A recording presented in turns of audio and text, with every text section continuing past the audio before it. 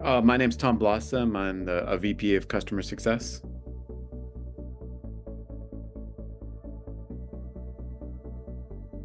It's always been sort of important for me for a CSM personally is that they know the product that you're helping customers with as well as possible. And so I would spend considerable amount of time understanding the product, ideally, if possible, being able to use the product yourself as if you were an end user. And then from there, understanding why people purchase, what is the problem they're trying to solve, what they're trying to make better, and really latch on to that because that'll make you an even more powerful CSM in order to help your customers. Beyond that, I would also look closely at on the CS ops side, understanding, you might be coming to a new company from a previous CSM role, but understanding your new company's, again, definitions of health, risks of renewals, churn, contraction, the related licensing model, all those good things. And then from there, I would build on it and look at understand the existing onboarding process customers go through, try to go through it yourself, again, with your new product knowledge as much as possible, and understand if that varies by customer segment too, whether you're a small ARR or large ARR customer. And I think with that level of foundational knowledge, then once you start to join customer calls and listen in or listen to recordings, they'll be more insightful to you and meaningful to you.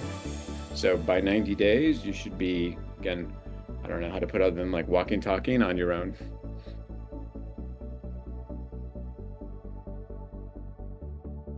I think the key thing, if you're a sort of a leader, is understanding the goals for the year, the goals for the quarter, what activities are being undertaken, what programs to drive towards those goals, understanding where the risks are and where the opportunities are. So likely there's a NRR goal, for example, for some period of time. Understand, what are we doing to drive upsell, cross-sell opportunities in accounts? How are we partnering with sales to make those happen? What do we look for in accounts to where there might be expansion opportunity? This, again, as a leader, then take that into account and also bring your own sort of voice to the situation, your own experience. To me, it's really about, it sounds crass, but keeping the money and growing the money. And that's done by making sure customers continue to achieve value, get value, get to the results that they expect by using the related solution, the related software.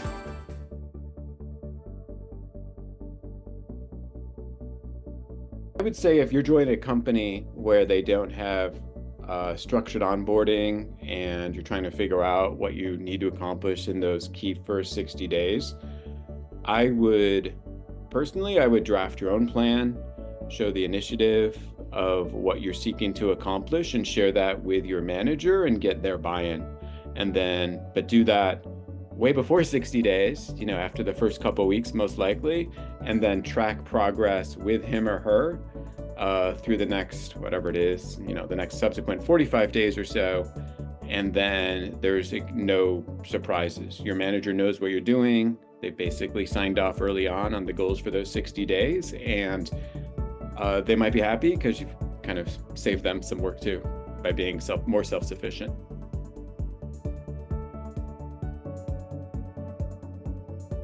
So in order to quickly add value when you're joining a new organization, what that can be done is to take that tribal knowledge about personas, about buyers, about users that you've developed at a previous company, take that to the new company and be able to offer additional insights.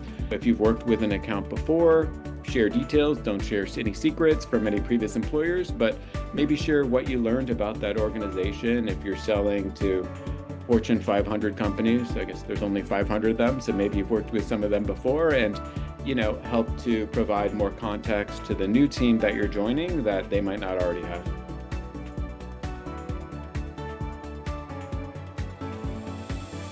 Tough thing to figure out, I think, early on is where to draw certain boundaries and lines. So And that could mean when is your work hours versus non-work hours, for example.